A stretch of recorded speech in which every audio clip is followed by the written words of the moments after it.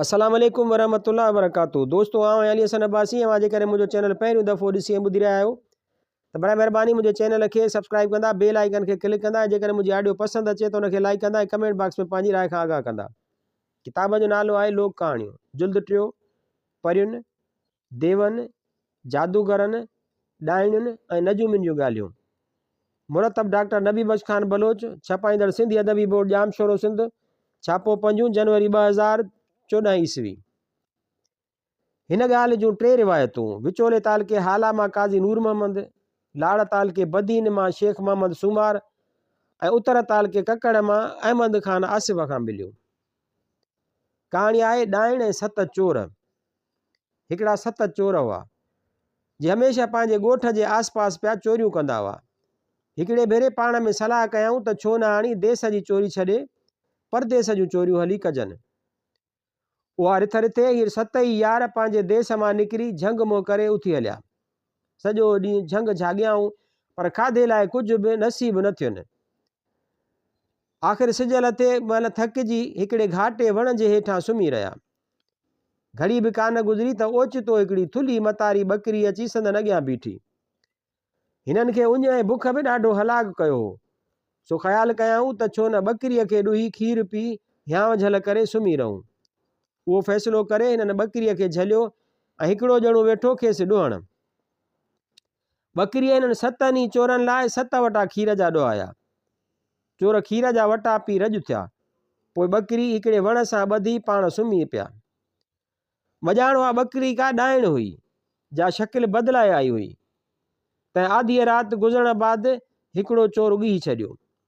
जॾहिं सुबुह थियो ऐं चोर निंड मां उथिया त ॾिसनि त मंझान हिकिड़ो यार खुटो पियो आहे। ॿकरी बि जिते ॿधियल हुई उते ई ॿधी बीठी हुई। तंहिं करे चोरनि सम्झो त शायदि असांजे यार खे तकलीफ़ आई आहे, जंहिं करे भॼी वियो आहे। बाक़ी 6 ई दोस्त सफ़र करण लाइ तयारु थिया ऐं ॿकरी साण करे उथी हलिया। वरी जिते राति पई उते ॿकरी ॿधी खीर ॾुधाऊं त ॿकरीअ 6 वटा खीर जा ॾिना। 6 ई दोस्त खीर जा वटा पी सुम्ही रहिया। वरी बि ॿकरी साॻीअ तरह अध राति जो हिकिड़ो चोर खाई छॾियो। सुबुह थियो त चोरनि पाण मां वरी बि हिकिड़ो चोर खुटल ॾिसी वीचार कयो त उहो यार बि शायदि पंध जे तकलीफ़ खां भॼी वियो। अहिड़ीअ तरह 3 मंज़िल ते 3, 4 मंज़िल ते 4, 5 मंज़िल ते 5 दोस्त खुटो। बाक़ी रहियल 2 दोस्तनि पाण में वेही सलाह कई त यार भेरे भेरे सां दोस्त भॼी वञण खां पोइ ॿकरी बि खीर जो वटो ॾियण पई घटायो आहे। तंहिं करे उहो सॼो तिल्स्मु उन ॿकरीअ में थो भांइजे। वरी बि पक करण लाइ 2 दोस्तनि हिक ॿिए सां कसम सोह खयां त असां मां को बि भॼी कोन वेंदो। सुम्हण महिल हिक ॿिए जे चेल में पटको ॿधी कुहाड़ियूं सेरांदी रखी सुम्ही रहिया।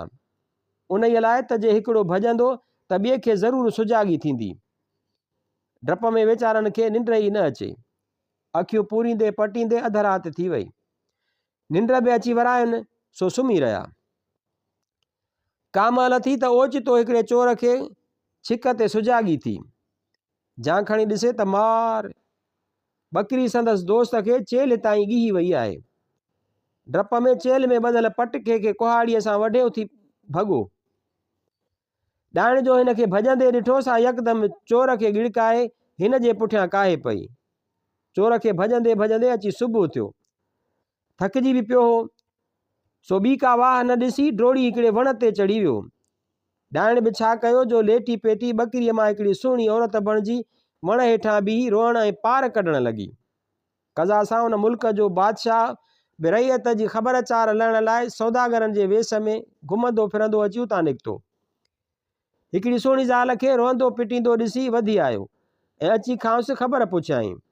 जंहिं ते हिन डाइण चयो त वण ते जेको माण्हू चढ़ियो वेठो आहे सो मुंहिंजो घर वारो आहे ऐं घरां कावड़िजी आयो आहे, जंहिंखे आउं आज़ी नेज़ारी पई करियां तॾहिं बि मुंहिंजी ॻाल्हि नथो मञे। बादशाह हिन जवान खां पुछियो त तूं छो नथो हिन ज़ाल सां घर वञी। जवान जवाबु ॾिनो त मां उन ज़ाल खे विकिणण लाइ तयारु आहियां, बाक़ी हिन सां गॾिजी घर मूं न वेंदुसि। उते बादशाह बि डाइण जी सूंहं ॾिसी आशिक़ थी पियो। त पंहिंजे वज़ीर खे कन सुन में उहो अहवालु कयो त कीअं बि करे हिन औरत खे वठी हलूं जो आउं शादी कंदुसि। तॾहिं वज़ीर चोर खां पुछियो त चङो ज़ाल जो घणो वठंदे? चयई त 2000 रुपया। वज़ीर यकदमि रुपया कढी जवान खे हुकुम करे चयो त वठ ई रुपया। जवान डप विचां चयो त रुपया वण हेठां रखो, मां पाण ई खणंदुसि, पर उन रन खे मुंहिंजे साम्हूं टारियो। वज़ीर ज़ाल खे वठी हाणे बादशाह जे हवाले कयो। पोइ बादशाह ऐं वज़ीर ज़ाल सुधा पंहिंजे महलात में मोटी आया। बादशाह खे 6 राणियूं त अॻु में ई हुयूं। 7हीं शादी हिन ॾाइण सां कयाई। बादशाह जी हिन सां ॾाढी मोहबत ॻंढिजी वई। रोज़ानो अध रात जो ॾाइण छा कंदी हुई जो बादशाह जे घोड़नि जे कुड़ में वञी हर रोज़ हिकिड़ो घोड़ो खाई उन जूं हॾियूं ॿियनि राणियुनि जे महलातनि जे मथां छित ते फिटियूं करे ईंदी हुई। अहिड़ीअ तरह जॾहिं कुड़ मां गच जे तरह घोड़ा खुटा तॾहिं सेस वञी बादशाह खे ख़बर कई त कुड़ मां केतिरा घोड़ा चोराइजी विया आहिनि। बादशाह उहो ॿुधी हैरान थी वियो। पोइ केतिरो पहरो बीहारियईं त बि रोज़ हिकिड़ो घोड़ो खुटंदो वियो। आख़िर हिकिड़े ॾींहुं वझ वठी हीअ ॾाइण बादशाह खे चवण लॻी त बादशाह साईं, तुंहिंजूं अॻियूं 6 ई राणियूं ॾाइणियूं थी पयूं आहिनि, ही घोड़ा बि उहे थियूं खाइनि। जे एतबार न अचेव त संदन महलात जूं छतियूं जाचे ॾिसो। ॾिसनि खणी त मार 6 ई राणियुनि जे महलात ते हॾनि जा ढेर लॻा पिया आहिनि। सो बिना कंहिं सोच वीचार जे बादशाह हुकुम कयो त उन्हनि राणियुनि जूं अखियूं कढाए खेनि झंग जे कंहिं खूह में फिटो कयो वञे। कुदरत इलाही 6 ई राणियूं ॿिनि जीअ सां हुयूं। सिपाही राणियुनि खे वठी झंगल ॾांहुं रवाना थिया ऐं उते पहुची राणियुनि जूं अखियूं कढी हिननि खे हिकिड़े वीरान खूह में उछलाए छॾियाऊं। खूह जो पाणी अधु सुकी वियो हो ऐं अधु ज़मीन हुई। थोरे घणे ॾींहं राणियुनि जा वारे वारे सां पलव आजा थींदा विया ऐं हर हिक खे पुटु ॼमंदो वियो। राणियूं हुयूं कनि ॾींहंनि जूं बुखायल, सो जंहिं राणीअ खे ॿार ॼमंदो हो उहो पूरा 6 टुकर करे खाई छॾींदियूं हुयूं। हिननि राणियुनि में सभ खां नंढी राणी ॾाढी चालाक हुई। सा पंहिंजे पतीअ वारा गोश्त जा टुकड़ा गॾु कंदी वई। आख़िर हिकिड़े ॾींहुं हिन खे बि पुटु ॼाओ। तॾहिं छा कयईं जो खेसि मिलियल 5 ई हिसा राणियुनि में विराए पाण बुखी गुज़ारे पुट जी हयाती बचाए वरिताईं। पुट खे ॾाढे प्यार ऐं मोहबत सां गुझगोह में निपाइण लॻी। पर उहो राज़ कीअं गुझ में रहे। नेठि ॿार जे रोअण जो आवाज़ संदसि सहेलियुनि ॿुधी वरितो ऐं पुछण लॻसि त अदी तो असांखे पंहिंजे ॿार जी पती कान खाराई सो छो? तंहिं ते नंढी राणीअ पंहिंजनि सहेलियुनि खे चयो त अदी, मूं पाण खे बुख मारे तव्हां खां मिलियल ॿारनि वारो हिसो गॾु करे अव्हां खे ॾिनो जो अव्हां खाधो। हाणे ही ॿार पाण सभिनी जो पुटु आहे। ॿियनि राणियुनि बि ॾिठो त हिन खे कुदरत बचायो आहे, तंहिं करे भली पियो पलिजे। आख़िर उहो शहज़ादो 6 ई राणियुनि जी थंज ते निपचण लॻो। थोरे वक़्त गुज़रण खां पोइ ॿार बि अची सुर्त भरियो थियो ऐं खूह में अंदर ई पियो रांदि रूंद कंदो हो। हिकिड़े ॾींहुं ओचितो हिकिड़ो बकरार ॿकरियुनि जो धण चारींदो उन ई खूह जे भरिसां अची निकितो ऐं उञ लाहिण जे इरादे सां ॿोको खूह में हेठि उछलायईं। शहज़ादो यकदमि ॿोके खे चिंबड़ी पियो ऐं बकरार बि छिके खणी ॿाहिरि कढियुसि। बकरार पुछियुसि त इंसान आहीं या भूत? चयईं त अदा इंसान आहियां, पर मूं जहिड़ा ॿिया इंसान बि न खूह में केतिरे वक़्त खां क़ैद आहिनि, उन्हनि खे बि ॿाहिरि कढ। बकरार खे रहम पइजी वियो तंहिं 6 ई राणियुनि खे ॿाहिरि कढियो। जॾहिं राणियूं ॿाहिरि निकितियूं तॾहिं छोकिरे कुझु कलाक काठियूं गॾु करे हिकु नंढड़ी भूंगी अॾे राणियुनि खे पनाह में विहारियो ऐं काठियूं करे रोज़ानो शहर में विकिणण लाइ खणी वेंदो हो ऐं जेकी मिलंदो होसि उन मां खाधे पीते जो सामान वठी ईंदो हो। हिकिड़े ॾींहुं शहर में काठियूं विकिणंदे उन ॾाइण शहज़ादे खे ॾिसी वरितो ऐं जादूअ जे ज़ोर ते सम्झी वई त उहो छोकिरो केरु आहे। तंहिं करे खेसि माराइण लाइ कूड़ करे मिटीअ मां लोला पचराए तॾे हेठि रखी मथां सुम्ही पई। बादशाह जॾहिं महलात में आयो तॾहिं रड़ियूं करण लॻी त पेट सूर मरां, पेट सूर मरां। तॾहिं जे हेठां जो मिटीअ जा पकल लोला पियल हुआ से मथां ॿार अचण करे ठका कढण लॻा। बादशाह सम्झो त बराबरि मुंहिंजे राणीअ खे अहिड़ो सख़्तु सूरु पइजी वियो आहे जो संदसि पासराटियूं पयूं भॼनि। तंहिं करे हिनखे चवणु लॻो त राणी कहिड़े कौल ते तुंहिंजे पेट जो सूरु लहंदो। राणीअ जवाबु ॾिनो त बादशाह सलामत हिकिड़ो छोकिरो शहर जे चौक ते काठियूं विकिणण लाइ ईंदो आहे, तंहिंखे घुराए हुकुम ॾिनो वञे त शींहं जो खीरु ॾुही आणे ऐं पोइ जे उहो खीरु आउं पीअंदसि त सूरु लही वेंदो। बादशाह कोटवाल खे हुकुम ॾिनो त यकदमि छोकिरे खे हाज़िर कर। कोटवाल हुकुम ॿुधी रवानो थियो ऐं शहज़ादे खे घरां वठी अची शाही दरबार में हाज़िर थियो। बादशाह हिन खे चयो त शींहं जो खीरु ॾुही मुंहिंजे राणीअ लाइ खणी अचु। शहज़ादे दिलि में ख़्यालु कयो त जे बादशाह जो हुकुम नथो मञा त पोइ मौत सिर ते आहे, ऐं जे शींहं जो खीरु ॾोहण लाइ थो वञा तॾहिं बि मौत जे मुंहं में वञिणो आहे। तंहिंखां बहितर आहे त हितां कंहिं अटकल सां निकिरां। सो बादशाह खे अर्ज़ु कयई त जेंदा क़िबला मूंखे कुझु नाणो ॾियो त मां पंहिंजे पोयनि खे ॾेई खीरु हथु करण लाइ वञां। बादशाह हिन खे 500 रुपया ॾिना, जे खणी शहज़ादो पंहिंजे झूपड़ीअ में आयो ऐं कुझु ॾींहंनि जे खाधे खुराक जो सामान आणे पंहिंजे मारुनि खे ॾिनई ऐं पाण खीरु हथु करण लाइ रवानो थियो। शहज़ादो शहर मां निकिरी कहंदो कहंदो हिकिड़े बयाबान में अची निकितो। पाणीअ जी तास बेहाल करे छॾियो हुउसि, सो हेॾां होॾां निहारणु लॻो। एतिरे में संदसि अखि हिकिड़ीअ बकरीअ ते वञी पई। दिलि में ख़्यालु कयई त हीअ बकरी ज़रूरु कंहिं पाणीअ जे चश्मे ते वेंदी, सो छो न हिन जी पुठि वठिजे। ईअं सोचे शहज़ादो बकरीअ जे पुठियां डुकंदो वियो। एतिरे ताईं जो बकरी हिकिड़े चश्मे ते वञी पहुती ऐं पाणी पीअण लॻी।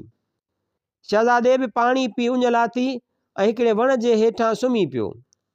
थोरे आराम करण खां पोइ जां खणी अखि खोले ॾिसे त हिकु शींहं चश्मे जे किनारे ते बीठल आहे, जंहिंजे हिकिड़े पेर में कंडो लॻल हो, जंहिंजे ईज़ाव खां दाहूं पे कयई। अॻे ज़माने में जानवर ॻाल्हाईंदा हुआ। शींहं जी अखि जा शहज़ादे ते पई, सो रड़ करे चयाईंसि त आदम जा बचड़ा मुंहिंजे पेर जो कंडो कढ। शहज़ादे शींहं खां वाइदो वरितो त जे तूं मूंखे पंहिंजो खीरु ॾोहण ॾींदीअ त मां तुंहिंजे पेर जो कंडो कढंदुसि। शींहं सम्झी वई त हीअ वीचारो कंहिं वॾी मुसीबत में फाथल आहे ऐं कंहिं हिन सां उहो ड्रोह कयो आहे। तॾहिं हिन शहज़ादे खे चयो त क़बूल आहे, पर हाणे तूं छा कर जो उहो तुंहिंजे पासे में जेको बुंड पियो आहे सो रेड़े हिते रख त मां उन ते पेर रखां ऐं पोइ तूं मुंहिंजो कंडो कढ। शहज़ादे शींहं जे चवण मूजिबि बुंड सेरे वेझो आंदो ऐं शींहं उन ते पेर रखियो। कंडो निकिरण महिल शींहं खे ईज़ाव आयो, तंहिं कावड़ मां बुंड खे अहिड़ो चंबो हयूं जो उहो ॿध थी पियो। पोइ शहज़ादे खे चयाईं त जे मां तोखे हिते खीरु ॾोहण ॾींदसि त केर बि माण्हू उहा ॻाल्हि क़बूल न कंदो, तंहिं करे तूं मूं ते सवार थी त उन्हनि जे रूबरू तोखे खीरु ॾोराए हिननि खे ॾिजे। शहज़ादो उन जी ॻाल्हि ते ॾाढो ख़ुशि थियो ऐं यकदमि टप ॾेई शींहं जे पुठीअ ते सवार थी वेठो। हलंदे हलंदे जॾहिं उन जे शहर में पहुता तॾहिं शहर जा सभु माण्हू ही तमाशो ॾिसी डप खां भॼण लॻा। आख़िर शहज़ादो अची बादशाह जे कचहरीअ में हाज़िर थियो। ॾाइण बि उते वेठी हुई। सा शहज़ादे खे जीअरो जाॻंदो ॾिसी अंदर में जली सड़ी वई। शहज़ादे बादशाह खां ठांव वठी उते जो उते शींहं जो खीरु ॾुही बादशाह खे ॾिनो, जंहिं हिन खे इनाम में केतिरो ख़ज़ानो ॾेई घरो माणियो। शींहं बि शहज़ादे खां मोकिलाइण वक़्तु पंहिंजे कंध जा वार हिन खे ॾेई चयो त कंहिं बि ॾुखे वक़्तु हिननि वारनि खे सेक ॾींदे त आउं पंहिंजे सभिनी शींहनि समेत तुंहिंजी हाज़िरी अची भरींदसि। शहज़ादे बादशाह खां मिलियल इनाम वारी रक़म मां शहर में हिकिड़ी जॻह ठहिराई, माइरुनि खे उते आणे विहारियो ऐं पाण बि आराम सां गुज़ारणु लॻो। थोरनि ॾींहंनि बाद बादशाह जी ज़ाल ॾाइण वरी मकर कयो त पेट सूर मरां, पेट सूर मरां। बादशाह ख़्यालु कयो त हिन ज़ाल मां चङो फाथो आहियां, सो राणीअ खां पुछियईं त हिन भेरे कहिड़े नमूने पेट जो सूरु लहंदो। राणीअ हिन खे जवाबु ॾिनो त उहो साॻियो छोकिरो घुराए। ऐं हिनखे हुकुम ॾे त गरियल घोड़ीअ जे कन जी मर पैदा करे, त घुरियल घोड़ीअ जे कन जी मर पैदा करे अचे त मुंहिंजे पेट जो सूरु लहे। ॾाइण खे ख़बर हुई त घोड़ी परियुनि जे मुल्क खां सवाइ ॿिए हंधि न हूंदी आहे। जेकॾहिं छोकिरो उन ई मुल्क ॾांहुं रवानो थींदो त रस्ते में ई मारिजी वेंदो। बादशाह कोटवाल खे सॼे हुकुम ॾिनो त छोकिरे खे वठी अचु। कोटवाल भॼंदो आयो ऐं शहज़ादे जे घर पहुची हकल कयईं। शहज़ादो सम्झी वियो त हीउ बादशाह मुंहिंजी पुठि न छॾींदो, सो कोटवाल खे चयईं त मां बादशाह जो नौकर त न आहियां जो पंधु हलंदुसि। कोटवाल उहा ख़बर वञी बादशाह सां कई, जंहिं हुकुम ॾिनो त सवारी तयारु करे छोकिरे ॾांहुं मोकिलियो। सवारी शहज़ादे जे घर ते पहुती ऐं हू सवार थी बादशाह जे दरबार में पहुतो। बादशाह खे शहज़ादे ॾाढे अदब सां अर्ज़ु कयो त बादशाह सलामत, हुकुम करियो त हाणे वरी कहिड़े कम लाइ मूंखे घुरायो अथव। बादशाह चयो त असांखे परियुनि जे गरियल घोड़ीअ जे कन जी मर खपे। शहज़ादे वराणियो जीअंदा क़िबिला हाज़ुर, पर ख़र्च पखे लाइ 5000 रुपया खपनि। बादशाह खेसि हिकदमि ख़ज़ाने मां पैसा ॾियारिया, जे वठी हू घर पहुतो।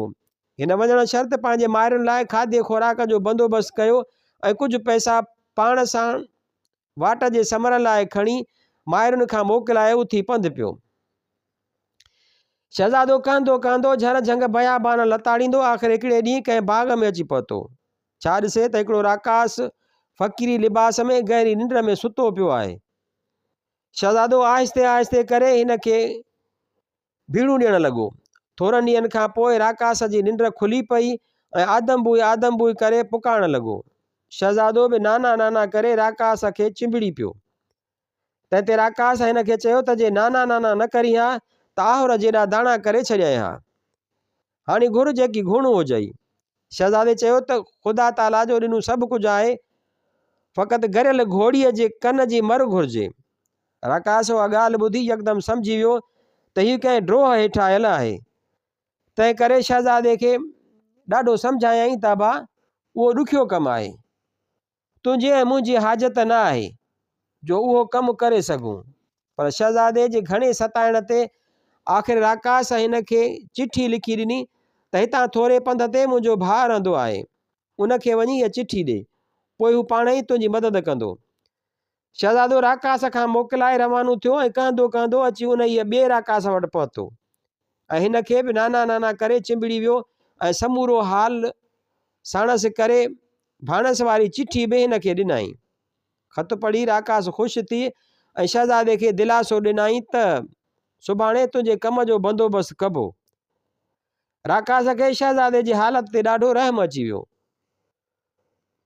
सो हिन जी चङीअ तरह ख़ातिरदारी कयईं ऐं चयईंसि त शहज़ादा उन इहा ॻाल्हि तां लही वञ, केतिरा तो जहिड़ा जवान एॾां विया मगर न मोटिया। तंहिं ते शहज़ादे चयो त नाना हिकु ॾींहुं आख़िर मरणो आहे ऐं जे मौत उन ई तरह लिखियलु हूंदो त ओस थींदो, तंहिं करे तव्हां मुंहिंजी मदद करियो, पोइ खटनि मुंहिंजा भाग। राकास ॾिठो त शहज़ादो कंहिं बि तरह पंहिंजी ॻाल्हि तां हेठि नथो लहे, सो हिन खे चयईं त ॿुध, सुबुह जो मां तोखे 3 सोपारियूं पढ़ी ॾींदुसि, उहे खणी तूं परस्तान ॾांहुं रवानो थिज। ॿी मां तोखे हिकु जुती ॾींदुसि जंहिंजे पाइण सां तूं अखियूं पूरिज त पाण खे परस्तान में ॾिसंदे, ऐं जुती तोखे हिकिड़े तलाव जे भरिसां डिघे वण वटि वञी पहुचाईंदी, जिते गरियल घोड़ी पाणी पीअण लाइ ईंदी आहे।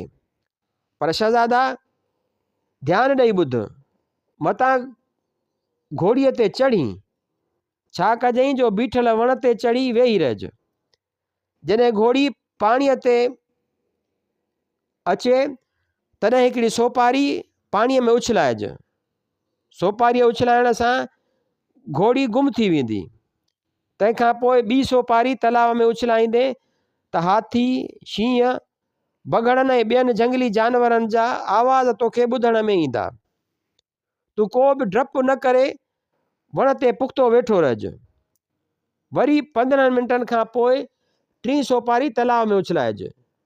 ईअं करण सां घोड़ी अची हाज़िर थींदी ऐं तूं टप ॾेई मथसि चढ़ी वेहिज।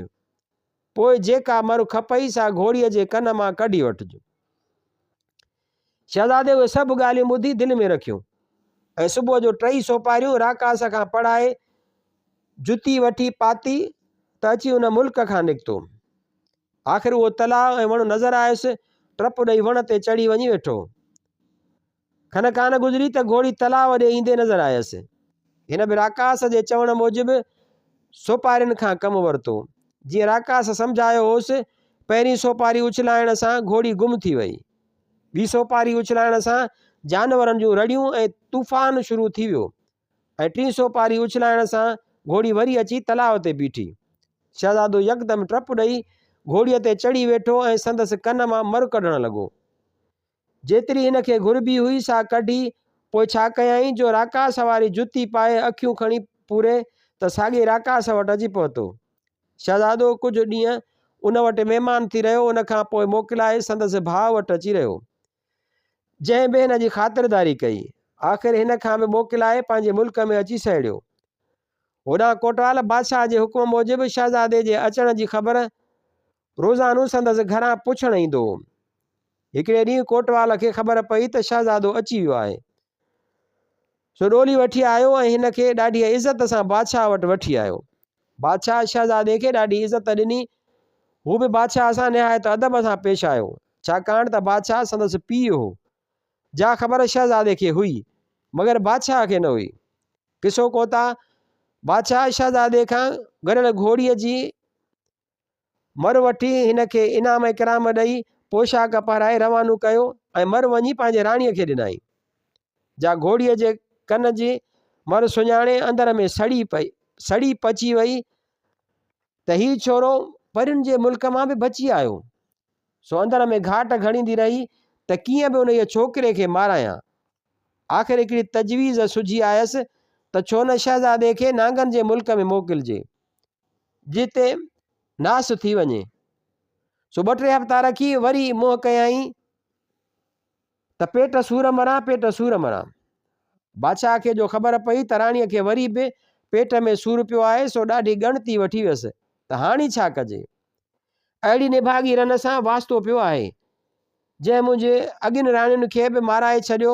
ख़ैर बादशाह उहे पचाईंदो राणीअ वटि पहुतो ऐं हिन खां पुछियईं त तुंहिंजे पेट जे सूर जो इलाजु कहिड़ो थिए जो उन लाइ छॾे वञई। राणीअ जवाबु ॾिनुसि त हाणे मूंखे नांग जी मण मिलंदी त सूर छॾे वेंदो। बादशाह लाचार थी कोटवाल खे घुरायो ऐं हुकुम ॾिनाईंसि त साॻिए छोकिरे खे वठी अचु। कोटवाल डुकंदो शहज़ादे जे घर पहुतो ऐं सॾे चयईंसि त बादशाह सलामत तोखे घुरायो आहे, तंहिं करे मूंसां गॾिजी हल। शहज़ादे हिन भेरे कोटवाल जो ख़राबु हाल ॾिसी सवारीअ जी घुर कान कई ऐं पंधु ई पंधु कोटवाल सां गॾिजी बादशाह जी दरबार में अची हाज़िर थियो। बादशाह हिन खे समूरी हक़ीक़त करे ॿुधाई। हिन दफ़े शहज़ादे बादशाह खां 10,000 रुपयनि जी घुर कई। बादशाह बि हिकदमि हाउकार कई ऐं शहज़ादे खे पैसा ॾेई नांग जी मण हथ करण लाइ रवानो कयो। शहज़ादे घर पहुची वरी बि पंहिंजे माइरुनि खे सामान सड़ो गॾु करे ॾेई मण हथ करण लाइ रवानो थियो। शहज़ादो मुल्क खां निकिरी झंग मोह करे उथी हलियो। आख़िर कंदे 2 महीननि खां पोइ अहिड़ीअ जाइ ते पहुतो जिते हिन खे बलाउनि खां सवाइ ॿियो की न नज़र आयो। हिन सोचियो त मुराद हासिल हितां ई थींदी, सो हेॾां होॾां वाझाइण लॻो। तव्हांजो थोरे वक़्त खां पोइ हिन जी नज़र वञी माण्हुनि जे हिकु टोले ते पई। अॻिते वञी उन्हनि सां गॾियो ऐं ख़बरुनि मां मालूम थियुसि त ही जोगी फ़क़ीर आहिनि, जे मुरलीअ ते नांग रिझाए उन्हनि जी मण हथ कंदा आहिनि। शहज़ादे खे ख़ातिरी थी वई त जंहिं मतिलब लाइ आउं आयो आहियां सो हितां ई थींदो। उते हिन अटकल करे रोई जोगियुनि खे पंहिंजी हक़ीक़त ॿुधाई, जे हिन खे संदन सरदार जोगीअ वटि वठी विया। जोगियुनि जो सरदार शहज़ादे जी हक़ीक़त ॿुधी कूड़े ख़्याल में पइजी वियो ऐं सम्झाईं त शहज़ादो कंहिं वॾी आफ़त जे चंबे में आयल आहे, जंहिं हिन खे अहिड़ा ॾुखिया सवाल चया आहिनि। जोगीअ खे कहल पइजी वई त शहज़ादे खे दम दिलासो ॾेई चयो त बचा तूं फ़िकिर न कर, सुभाणे जेका बि मण तोखे घुरिजे सा खणजांइ। सुबुह थियो त जोगीअ पंहिंजी मुरली अहिड़े सोज़ मां वॼाई जो नांगनि जो सरदार नांग बि पंहिंजे ॿिर मां निकिरी आयो। उन जे पुठियां बि हज़ारे नांग अची गॾु थिया, जे सभई मुरलीअ जे आवाज़ ते मस्तु थी माण्हू ओॻारण लॻा। जोगीअ शहज़ादे खे चयो त बचा, हाणे हज़ारे मणियूं पयूं आहिनि, बिना डप डरा जे जेकी बि तोखे वणनि से खणी वञ। शहज़ादे यकदमि 2-3 मणियूं खणी वरितियूं ऐं पोइ थोरा ॾींहं जोगियुनि वटि रही खान मोकिलाए पंहिंजे घर अची पहुतो। कोटवाल बि रोज़ानू शहज़ादे जे अचण जी ख़बर रखंदो हो। हिकिड़े ॾींहुं ख़बर पियसि त शहज़ादो ख़ैर सां नांग जी मण बि खणी आयो आहे। सो हिन खे अची चयाईं त बादशाह सलामत तुंहिंजे इंतज़ार में आहे। शहज़ादे शाही दरबार में अची मण खणी बादशाह खे ॾिनी, जो ॾाढो ख़ुशि थियो। ख़ुदा जी कुदरत जो उन ई विच में बादशाह अंधो थी पियो। घणेई इलाज कयईं पर को बि फ़ाइदो कोन थियो। ॾाइण जी ख़ुदि उहा मर्ज़ी हुई त बादशाह भल त अंधो हुजे, पर ज़ाहिरी तरह बादशाह जे अंधे थियण ते ॾुख ज़ाहिर कंदी हुई। आख़िर ॾाइण खे बि उहा ख़बर पइजी वई त शहज़ादो नांग जी मण खणी ख़ैर सां शाही दरबार में पहुची वियो आहे।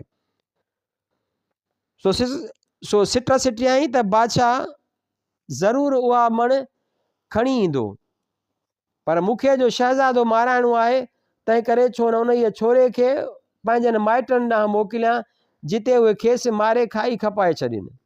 सो उहा ॻाल्हि ॻणे जॾहिं बादशाह वटि आयो तॾहिं उनखे चयाईं त मुंहिंजे पेट जे सूर जो इलाजु मूंखे हाणे यादि पियो आहे त जॾहिं मां नंढी हुयसि तॾहिं मूंखे अहिड़ो साॻियो सूरु पियो हो। घणनि इलाजनि खां पोइ मुंहिंजे माइटनि मूंखे हिकिड़ी सुती ठाहे पियारी हुई, जंहिंमां उहो सूरु छॾे वियो। उहा सुती मुंहिंजे माइटनि वटि अञा ताईं पई आहे। तंहिं करे उन छोकिरे खे हुकुम ॾियो त मूंखां ख़त वठी वञी मुंहिंजे माइटनि खे ॾिए ऐं उहा सुती वठी अचे। तंहिंखां सवाइ मुंहिंजे माइटनि वटि हिकिड़ो सुरमू बि ठहियलु आहे, जो अंधो माण्हू पाए त सॼो थी पवे, अॻो पोइ उहो बि खयों अचे। बादशाह उहा हक़ीक़त ॿुधी शहज़ादे खे चयो त छोकिरा, राणीअ जे पेट जो सूरु तॾहिं लहंदो जॾहिं तूं संदसि माइटनि खां पेट जे सूर जी सुती ऐं मूं लाइ सुरमू वठी ईंदे, तॾहिं तोखे जाम इनाम ॾींदुसि। शहज़ादे बादशाह खे चयो त जिंदा क़िबला, अव्हां जो हुकुम अखियुनि ते, भली उहो ख़त ॾियो त मां रवानो थियां। ॾाइण राणी उते ॾाढी ख़ुशि थी। पोइ ख़त में लिखियाईं त हीउ छोकिरो अव्हां ॾांहुं अचे थो, जो मुंहिंजो दुश्मन आहे, खेसि ख़तमु करे छॾींदा। बादशाह उहो ख़त शहज़ादे खे आणे ॾिनो, जो वठी हू मोकिलाए पंहिंजे घर रवानो थियो। शहज़ादो वीचारो वरी माइरनि खां मोकिलाए ख़त खणी ॾाइण जे मुल्क ॾांहुं रवानो थियो। हलंदे हलंदे हिन खे ॾींहुं तपी वियो। गर्मीअ जी तकलीफ़ खां हिकिड़ो शाही वण ॾिसी आराम करणु ऐं थोरे थक भॼण जे इरादे सां उन वण जे हेठां अची वेठो। वण जी थधी छांव में खेसि निंड अचणु लॻी ऐं दिलि में ख़्यालु कयाईं त मंज़र अलाए केतिरो परे आहे, छो न थोरो आराम करे वठिजे। उहो इरादो करे सुम्ही पियो ऐं गहरी निंड खणी वियसि। उन वक़्तु के परियूं सैर कंदियूं वण वटां अची लंघियूं।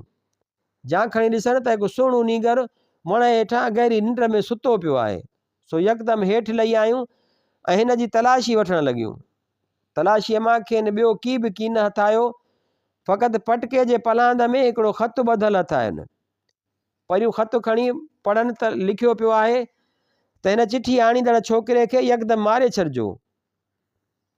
परियुनि सम्झी वरितो त हीउ बेगुनाह नीगर कंहिं ड्रोह सबबा मौत जे मुंहं में पियो वञे।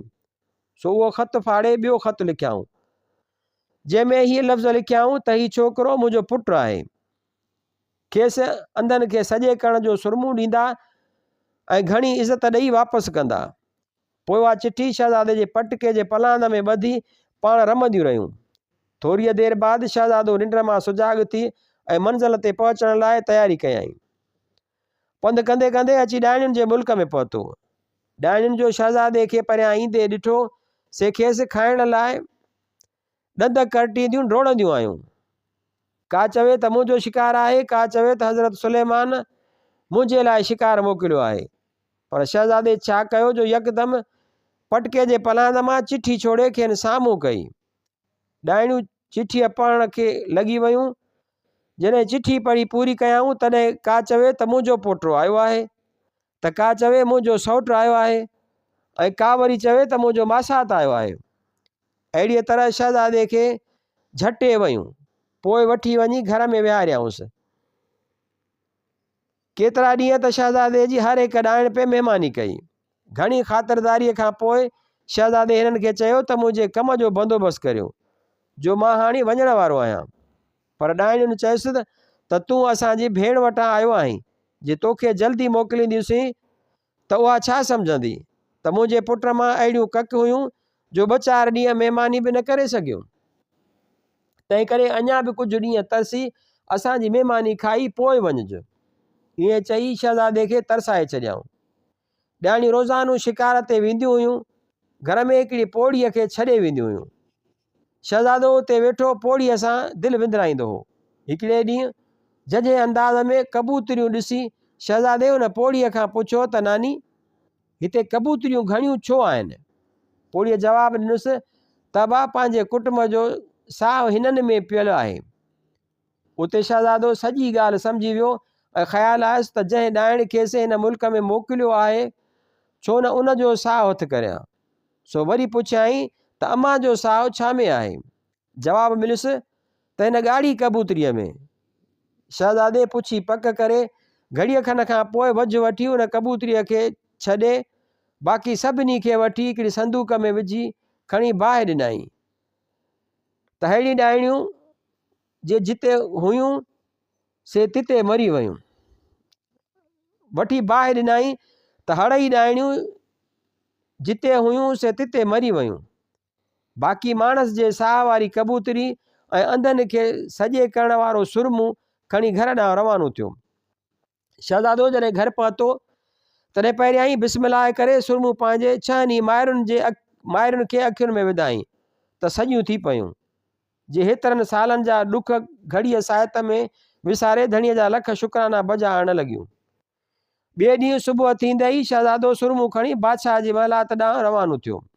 बादशाह खे निहायत अदब सां सलाम करे सुरमू संदसि अॻियां रखियाईं ऐं ॿुधायाईंसि त राणीअ जे पेट जे सूर जी दवा बि आंदी अथमि। बादशाह घणो ख़ुशि थियो ऐं तख़्त तां लही अची शहज़ादे खे भाकुर पाताईं। पोइ उहो सुरमू अखियुनि में विधाईं त सॼो थी पियो।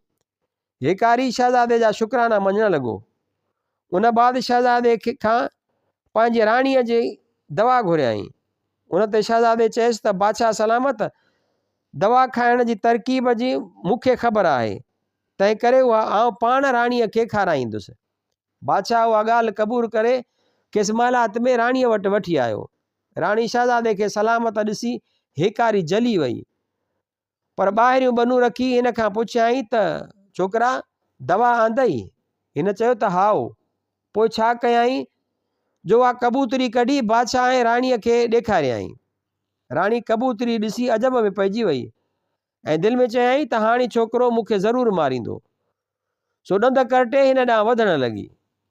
शहज़ादे बि यकदमि कबूतरीअ जी खंभड़ाटी पटे छॾी त राणीअ जी बांह पटिजी वई। वरी ॿी खंभड़ाटी पटियाईं त राणीअ जी ॿी बांह बि पटिजी वई। वरी टंग पटियाईंसि त राणीअ जी टंग पटिजी वई। अहिड़ीअ तरह ॾाइण खे मारे छॾियईं। पोइ शहज़ादे बादशाह खे समूरी ख़बर ॿुधाई। तॾहिं बादशाह खे ॾाढो ॾुख थियो त हीअ त बराबरि ॾाइण हुई, पर मूं पंहिंजनि 6 राणियुनि खे छो महलात मां कढी छॾियो। उते शहज़ादे हिन खे दिलासो ॾिनो त आउं तव्हांखे 6 राणियुनि सां ज़रूरु मिलाईंदुसि। पोइ बादशाह उन ते वधीक ख़ुशि थी शहज़ादे खे अॻिए खां बि घणो इनाम ॾेई रवानो कयो। हाणे शहज़ादे उहे सभु ॻाल्हियूं पंहिंजे माइरुनि खे वञी ॿुधायूं, जे ॿुधी ॾाढो ख़ुशि थियूं।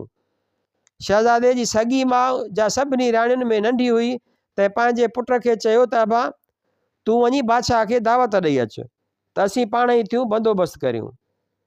शहज़ादे त अहिड़ा ॾींहं ख़ुदा खां पे घुरिया त मां देव वारे ॾिनल वार जो इम्तिहान लहां। सो हिन उहो वार दबलीअ मां कढी खेसि थोरो सेक ॾिनो त हज़ारे देव परियूं अची हाज़िर थिया। जन खे हुकुम ॾिनाई त अॼोके सिज ऐं ईंदड़ राति विच में हिकिड़ो नओं महलात तयारु करियो जो बादशाही महलात जहिड़ो हुजे, ऐं हिकिड़ो अहिड़ो रस्तो तयारु कयो वञे जो नए ठहियल महलात खां बादशाह जे महलात ताईं हुजे। देवन हुकुम ॿुधंदे कम में हथु ॻंढियो। महलात ऐं रस्तो ठही तयारु थियो।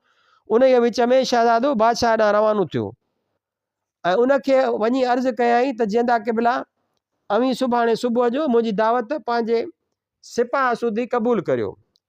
बादशाह निहायत ख़ुशीअ सां दावत क़बूल कई। ॿिए ॾींहुं सुबुह जो बादशाह पंहिंजे सिपाह सूदो शहज़ादे जे महलात ॾांहुं रवानो थियो।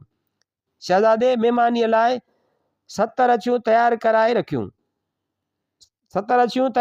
रखियूं हुयूं। मानी खाइण वारी कोठी देवन जी मदद सां तमामु सिंगारियल हुई। आख़िर मानी आई। शहज़ादे ऐं बादशाह वेही मानी खाधी। बादशाह मानी खाईंदे महिल रोए बि पियो ऐं मानी बि पियो खाए। जंहिं ते शहज़ादे खांसि उनजो सबबु पुछियो। तॾहिं बादशाह वराणियो त हीअ पकल मानी मूंखे पंहिंजे नंढी राणीअ जी यादगिरी थी ॾियारे जो उहा अहिड़ी मानी ठाहींदी हुई। आख़िर जॾहिं बादशाह मानी खाई दंग कई तॾहिं शहज़ादे ॻिचीअ में पलांद विझी बादशाह खे चयो त साईं हीअ अव्हां जूं 6 ई राणियूं ऐं अव्हां जो पुटु। उहो ॿुधी बादशाह जा ताक ई लॻी विया। पोइ त ख़ुशियूं थी वयूं। वरनि जा विछड़ियल लहज़े में मिली विया। थोरनि ॾींहंनि खां पोइ बादशाह हुकूमत जो कारोबार शहज़ादे जे हवाले करे हयातीअ जा बाक़ी ॾींहं अलाह जी इबादत में गुज़ारिया।